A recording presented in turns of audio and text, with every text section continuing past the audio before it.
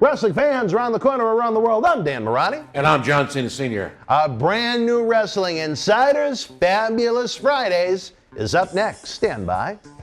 Boston wrestling sports and the MWF explodes into a new year of unknown with professional wrestling content galore, and we need you to join our family. Every Tuesday night at 10 p.m. after we review the previous night's Monday Night Raw, it's Wrestling Insiders at your house with the unpredictable WWE Hall of Famer, Mr. USA, Tony Atlas. Wednesday nights after WWE, NXT, and AEW at 10 p.m., you never know who's going to show up on Wrestling Insiders Special Edition.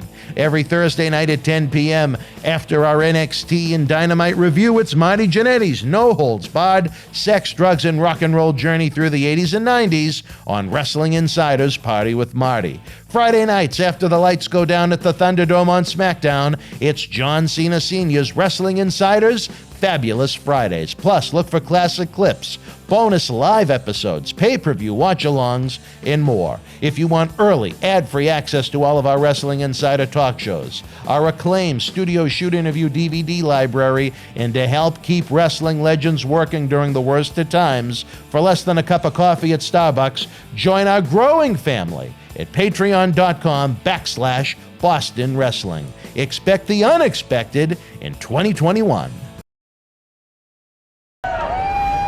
This is Mick Foley. This is Harley Race. This is Shelton Benjamin. This is Mr. Wonderful Paul Orndorff. This is the Monster Abyss. And this is Daniel Bryan. This is JBL, and you're watching the MWF. Be there live.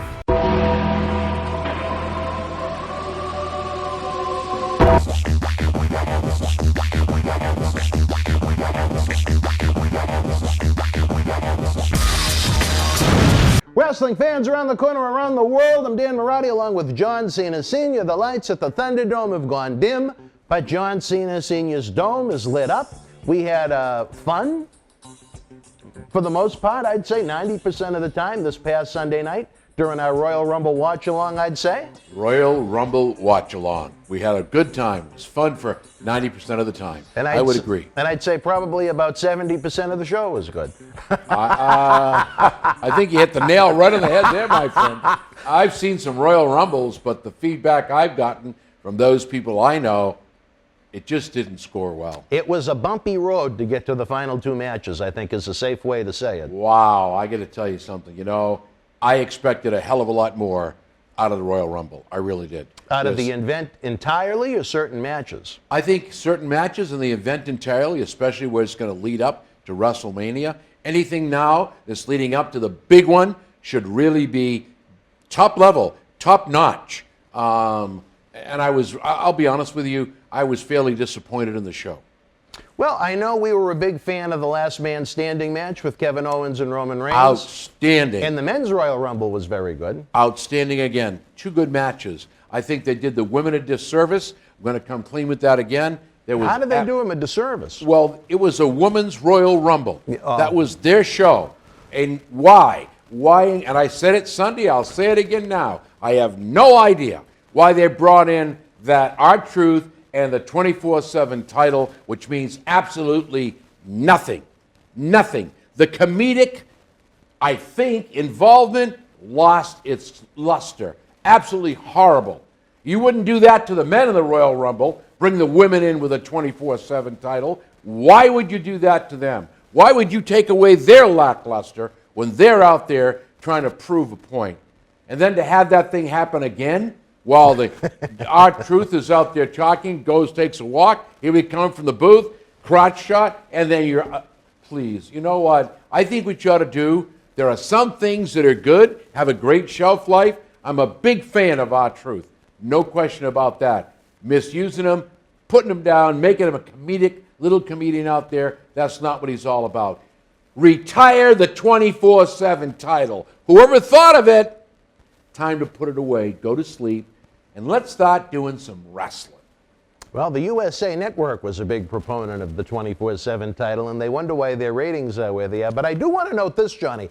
I was told, as far as the organization went for the Men's Royal Rumble, one of the big individuals helping structure the match itself was a guy that I thought had top-tier potential to be a long-term main eventer, maybe even a WrestleMania main eventer in WWE, who unfortunately his in-ring career may be over due to injury.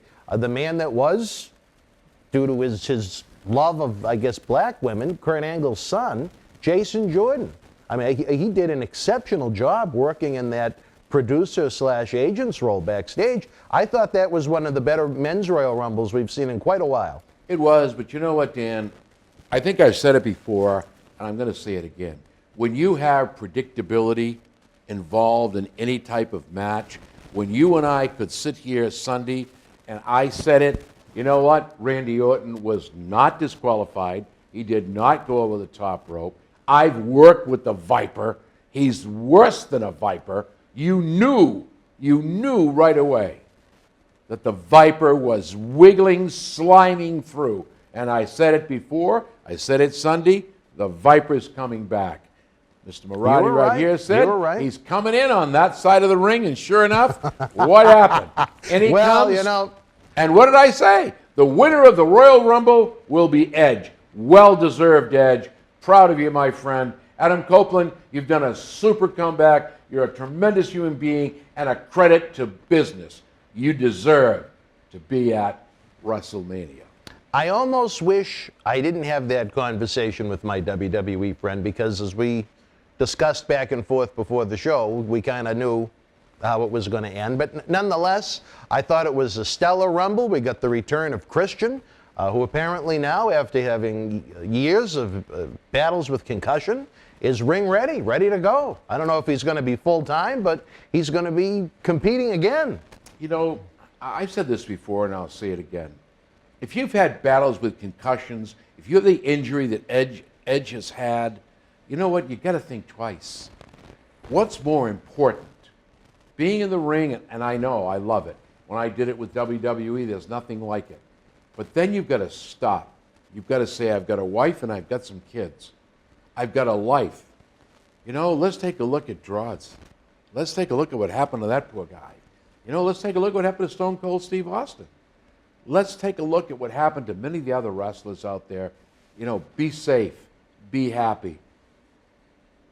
Use this. That's all I'm going to say. But you know the drug that is professional wrestling. Once it gets in your system, whoever wants to walk away from it. Well, it's like theater. Yeah. You know, I did a lot of theater, and I can tell you this. Once the gimmick or the saying in theater is, once the grease paint hits the skin, you can never get theater out of your blood. And it's so true. And it's so true with professional wrestling, because you're involved in telling a story. You're involved in entertaining people. You know, and it's very difficult to let go. But there are other avenues. Edge would make a tremendous manager. He's got that evil look, that strange look. You're doing well making him a face. It's strange. It's very strange for me to see Edge as a face after what I went through with him. Well, breaking into your home, yeah. Yeah, and I was in Canada for that match between John and Edge, and I want to tell you something. I was in the front row. Edge's mother was behind me, and when John had him up on that ladder, you could see John shaking his head no, and it somehow still went down. That young man went through 2 tables and didn't move. He had a severe concussion, was knocked cold out. I was there. Crazy. And that was 4 years before he had to retire. So that body went through 4 more years of abuse before, after WrestleMania 27 in his victory over Alberto Del Rio, he had to call it a career, or at least he thought he did, until he had enough recovery to feel that he can at least come back for this 3-year run and wrap up his career on his own terms, which, knock on wood, he'll be able to do. 3-year run is a 3-year run. Just make sure that you pace yourself like Daniel Bryan, you know, another great, tremendous human being. Just make sure you pace yourself, take care of yourself. Those in the ring will always take care of you. Just make sure, because you don't want to end up in a wheelchair. You don't want to end up being unable to walk or physically take care of yourself. I think there's a lot of things we have to look at. There are other positions. There is life after wrestling, in managing, in producing.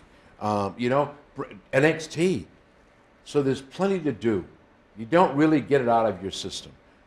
I'd be happy backstage producing. I'd be happy down at NXT, you know, helping these kids out to be managers or referees. I mean, there's a lot that you can do. I still am lucky enough and fortunate enough to be in there, being the guy that I am, doing what I do. I do less than I did before because obviously your body and your mind says, whoa. You've got to pace yourself. There you go. Do you think seeing these great returns of Edge and Christian maybe gives Jason Jordan hope that maybe not in the immediate future, but maybe before it's all said and done, there may be medical ways for him to return to the squared circle? Because I tell you, you talk about a guy that had it all. He had reasonably good size. He had a great look. He was very well spoken. They tried to give him the rub of being Kurt Angle's son. I remember you and I did a show trying to figure out. Cena, right? Well, I don't know if you. I'm not even going to go that direction, Johnny. But I just thought there is a guy, and they were grooming him for a great spot. As he had to go out due to injury, he was in the mix with Rollins and Dean Ambrose on Raw. It's a shame that he got injured, and they haven't been able to find the proper way to fix what needs to be fixed. But I think if that guy can ever get healthy again, I think WWE has another main eventer to throw on the roster. Do you think that seeing Edge and Christian now at, I believe, 47 and 46 years of age, do you think it gives a younger guy like that hope? I would say yes. I would definitely say yes. There's always hope. Never, ever give up. There's always hope. But I think, again, I go right back to what I said. At 47 and 46, you can't do what you did at 30 and 25. Right. So I watched that Royal Rumble, and he was doing some pretty crazy stuff out there. I watched him pace himself over in the corner, take his breaks, do what he needed to do. But you know what? When you get in that ring in the main event against Drew McIntyre, there's no pacing anybody. It's straight out entertainment. It's straight out knock him down and win. You know what? I'm just a fan of slow down, pace it. Do you think where now he has come back from 2 major injuries in less than a year at Royal Rumbles, maybe it was a little much to have Edge go almost an hour? That was a surprise to me. Yeah, that did surprise me. I wasn't surprised with who won. I was surprised by the length. Oh, yeah. 1 whole hour. I was amazed. I sat back, but I did call it. I didn't have the inside information you had. I called that in the Women's Royal Rumble.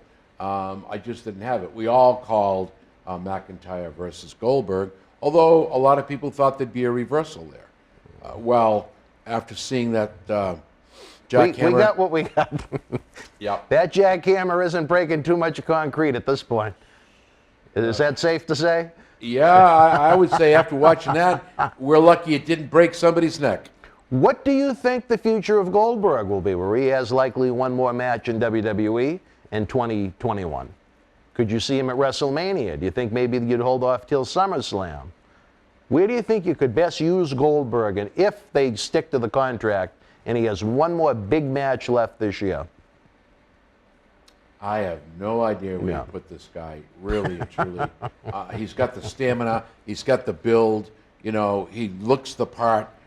But I think, like everybody else, we slow down. And to put him in there with a guy of the caliber of McIntyre, Seth Rollins, even The Fiend. Has he fought The Fiend yet? He was the one that captured the championship from The Fiend in Saudi Arabia in a match that was not well received last February. So I would think if I were going to end Goldberg's career, I'd put him in there against The Fiend in a house-burning match. Whoever's in I'm just using a gimmick. The house burns down and Goldberg's in it. That takes care of his contract. He's out, he's done. I don't think that's the way to let a man of his stature, stamina, and professionalism go out. He's a great guy. He really is. Well, he has at least 3 matches left before the end of that contract. Where do you put him? I mean, look, here's the only thing I can say about anybody. If you're going to put him into anything, put him into a storyline. Not a 1 week, 2 week, 3 week to lead up to the Royal Rumble. Put him into a storyline. What about a man that sometimes always finds a way to pop up on a WrestleMania show in some unique ways when he's around? Shane O'Mac. He's not exactly a youngster anymore, but he's a man that takes some hellacious bumps. He's a great guy. I really enjoy Shane. And he helped put together the Rumble match too, I was told. The men's? Yeah.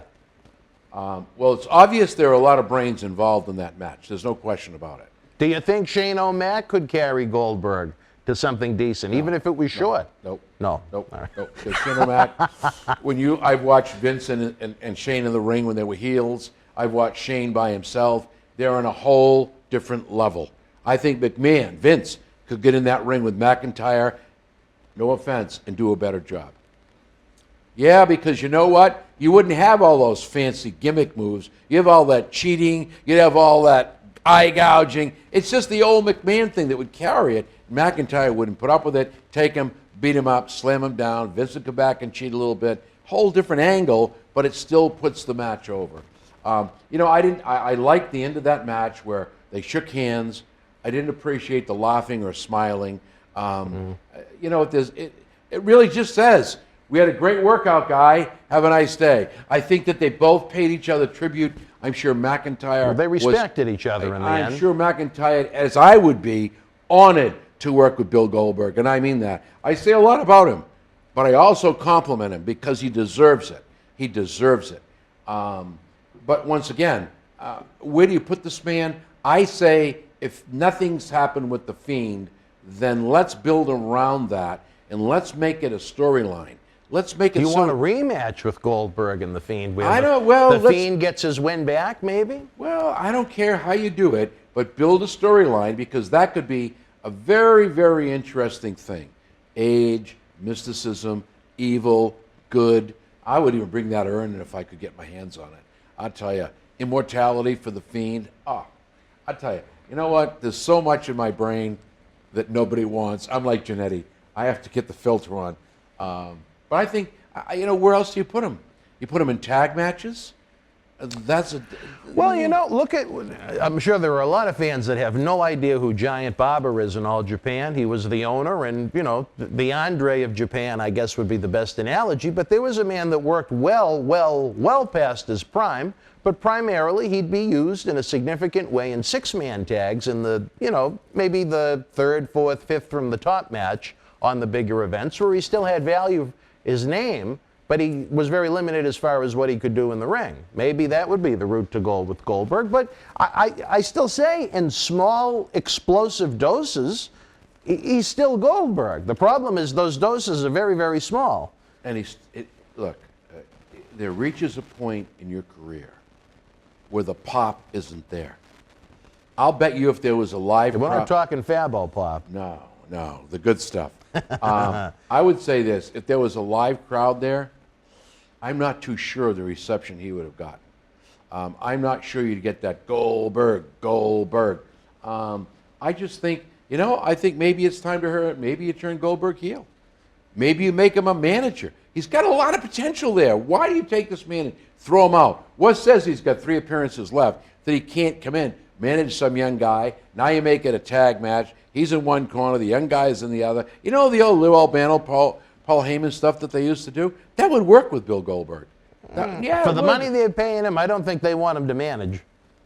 Well, you know what? Manage and then get involved in a match. It's too bad that they brought him in at what they brought, and they brought a lot of people in at a lot of money with the hopes or the belief that we're going to make a lot of money. It didn't work that way. And I think what people have to understand, my limited knowledge in this business, all I'm going to say to you is it's cash on the table. And you're going to pay me $7, $8, $10 million to come in. I pay that to the Beast because he puts asses in seats. You get your return every day, every dollar on my friend the Beast, right?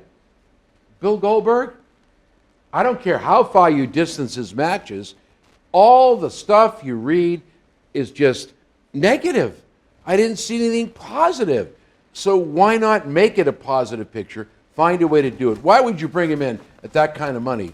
What would you, if you were going to give it a scale in school, what would you have graded Goldberg's appearance on Sunday at the Rumble with McIntyre? His match, what would you have given Goldberg? I would tell you right now, that was a C- to a D. Really? Yeah. I don't think that Bill Goldberg was at his 100% potential. I told you, the one thing that I hate outside of Mr. Perfect, chewing gum, God rest his soul. You didn't like that? That is just, you know what that says to me? I'm just out here to play. The chewing of the gum took away his whole persona of this man who is superhuman in strength. Goldberg should be matched in strength with McIntyre, but it didn't happen that way. You know, I think maybe the biggest problem, Johnny, is that what he does is so limited and so spaced out. I think he has a problem stamina-wise. I think because he's not in the ring is, not to say that he should be a full-time guy, but even if he worked just, say, 4 or 5 times a year, at least he'd be in training mode more often than he likely is right now. He'd be One better. man's opinion, I don't want to speak for Bill Goldberg, but it's an opinion-based show. I still think he has a lot of name value, and I think, again, in small doses, he can be explosive and really get the fans going. We saw it. Look at that first match back he had with Brock Lesnar when he surprised everybody and beat him in about a minute and a half up in Toronto at Survivor Series, was that 2016? Disgusting. You were disgusted by that. Disgusting. How do you really feel, Johnny? I have to give Brock Lesnar credit for doing the job for Bill Goldberg. That's the sign of a true professional, ultimate professional. And I would, if it was me against Goldberg, I would gladly do the job for Goldberg. But please, not even the same caliber. Don't even go there. Well, that was a storyline that had a beginning, a middle, and an end. Goldberg What, 2 shocked. weeks? No. Goldberg shocked the world with that Survivor Series win. He came back at Royal Rumble and eliminated Lesnar again, shocking the world again. At the Fastlane pay-per-view, he defeated Kevin Owens to win the Universal Championship, and then at WrestleMania 33 in Orlando, he did the honors and he put Lesnar over in what was probably the best match that Lesnar had. That Goldberg's had since he's come back. It went a good 6 or 7 minutes, and that was a brawl's brawl. That was really good. That's probably, I hate to say it, really been the only really good match he's had since he's come back. Because Lesnar can brawl. Yeah. Let me tell you. Well, you know real what? Goldberg deal. brought it too. Goldberg What do I keep saying to Yeah. you? I wouldn't want to be in a street fight against that guy. It's just I gotta be wouldn't want to short. be a bar fight. He'd knock the shit out of him. I'm no offense. Nothing but kudos. But at the same time, it's an opinion show. I give my opinion. Like it or not. You might want to block me on Twitter or Facebook or whatever. That's fine. But I call it the way I see it. You have a man that's so prominent, so good at what he does. Now he's come down to a point where he just can't do all the things he used to do. Look, he didn't have that Goldberg physique that I remember when he came out, when the smoke came out of his nostrils. And it just, you notice it just wasn't there. So my whole thing is, whatever you do has got to be really, really good. You got to find a storyline for this guy, something that'll go 2, 3, 4 matches. 3, I guess, is all he's got left. So let's do it. But I disagree on one point. I don't think he holds the name value that you think he has. Really? Well, if he did, that main event would first match of the night. And if he did, don't you think more people would have been clamoring to get to see that match? Did you read the comments online? Or the once in a while people send me dirt sheets. It's like, holy mackerel. Do they understand? Oh, not again. Come on, Goldberg. Come on. You know what? It ain't going to work. It's just not going to happen. He doesn't have it. He was good when he was. He was great when he was. But against McIntyre, if he beat Drew McIntyre, there'd have been it was a live audience, there'd have been a riot in the arena. You think so? Oh, I think there would have been a riot. Please.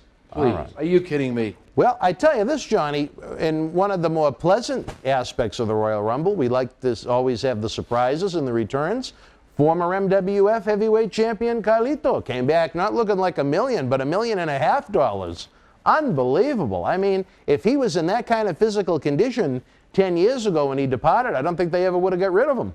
I'll tell you something. I've worked several shows with that guy in the independent with Carlito, and I can tell you this. What an eminent professional. All the way. All the way. I think that sometimes you get sour.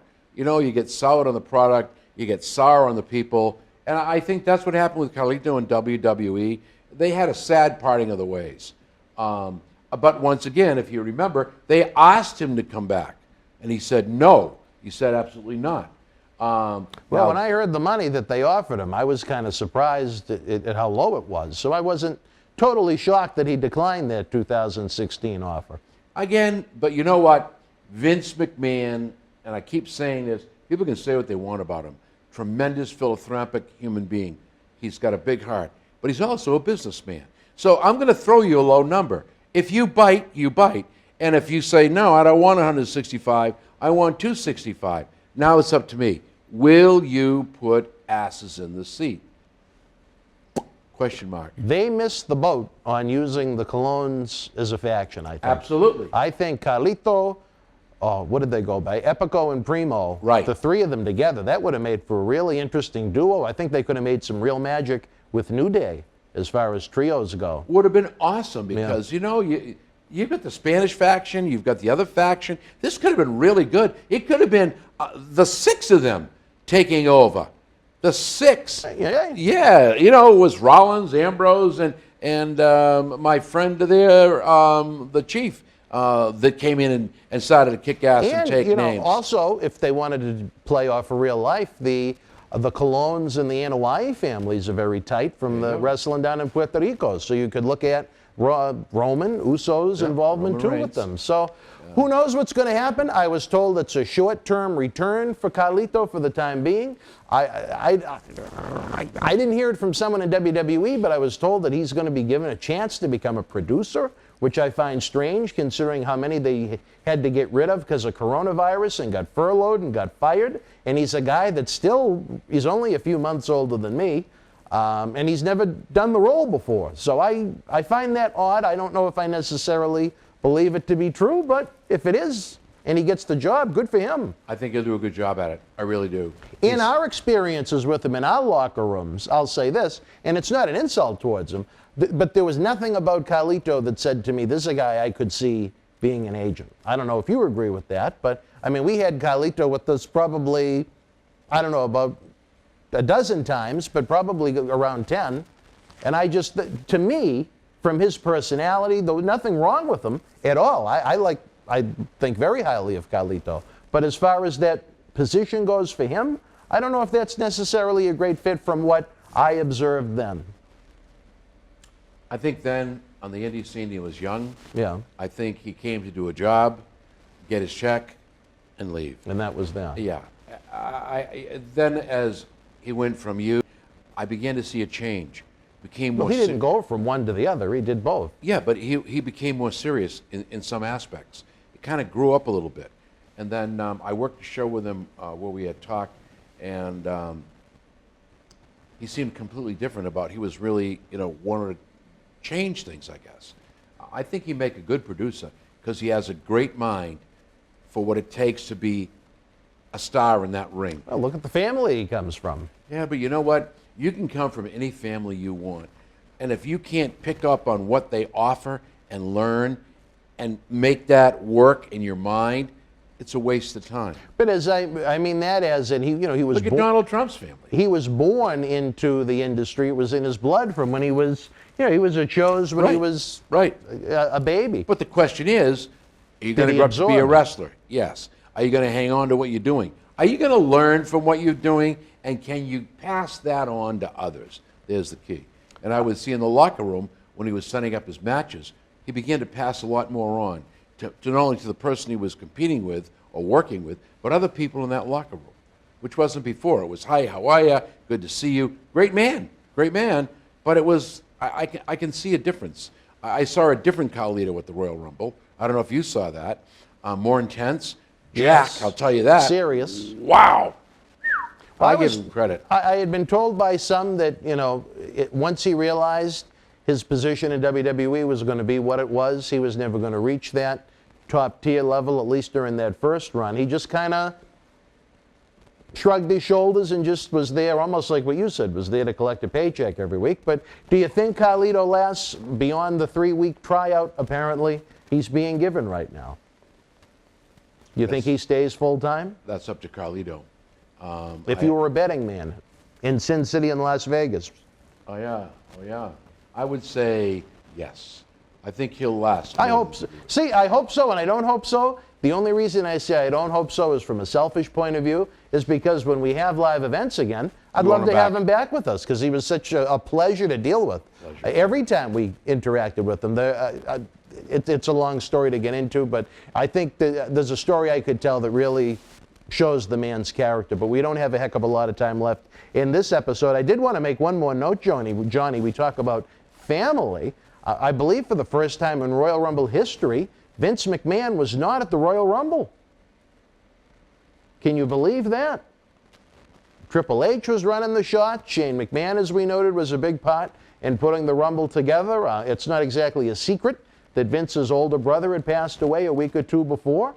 Are we seeing, perhaps, Vince finally slowing down a little bit, maybe taking some time to enjoy life, maybe taking time to look at, family matters that maybe he would have not have been as attentive to in the past, where he was so business orientated? I disagree with that because I would say this: Vince McMahon has always paid attention to family. Always. Never have I not known Vince, the short time I was involved with him, to not pay attention to family, ever.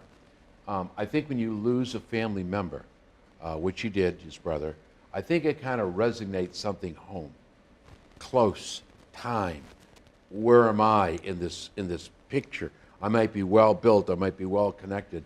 I think when you have that kind of a loss, to console his other side of his family, his brother's wife and family, I think that might be where it's at. Is Vince taking time off, or sort of, as people would say, passing the torch? Vince McMahon will never pass the torch. I don't think. My own personal opinion. Shane was there. I'm sure Stephanie was there. Triple H was there.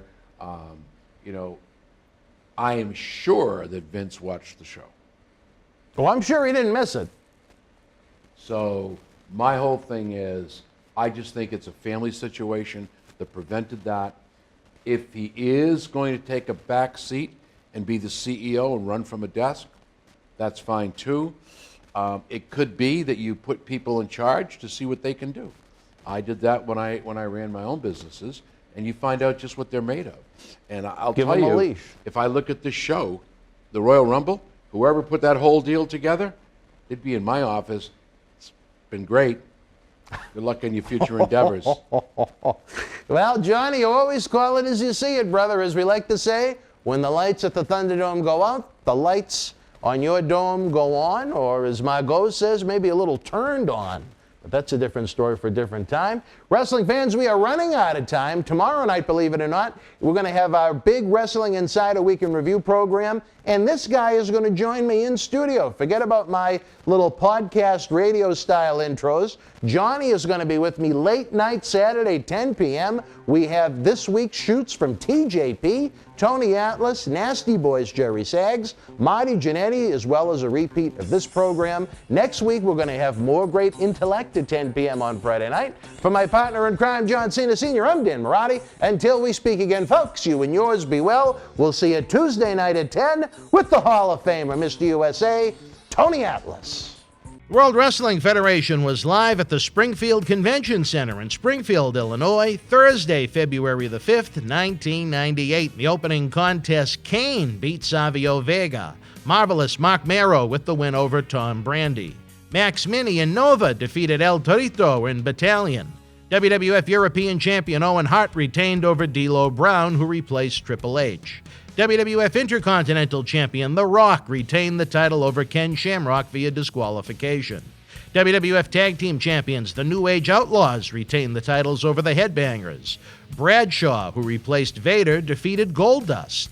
And in the main event, Farouk defeated Cactus Jack after Mark Henry threw powder in Cactus's face. If you were in Springfield live, share your memories in the comment section below. Use the links in the description box to keep Wrestling Legends working on our eBay store and on our acclaimed Patreon streaming service so we can bring you more interactive superstar shoot interviews to relive the good old days of professional wrestling. Check it out. Boston Wrestling Sports in the MWF explodes into a new year with professional wrestling content galore and need you to join our family. Every Tuesday night at 10 p.m. after our Monday Night Raw review, it's Wrestling Insiders at your house with WWE Hall of Famer Mr. USA Tony Atlas. Wednesday nights at 10 p.m. after NXT and AEW, join rotating legends on Wrestling Insiders Special Edition.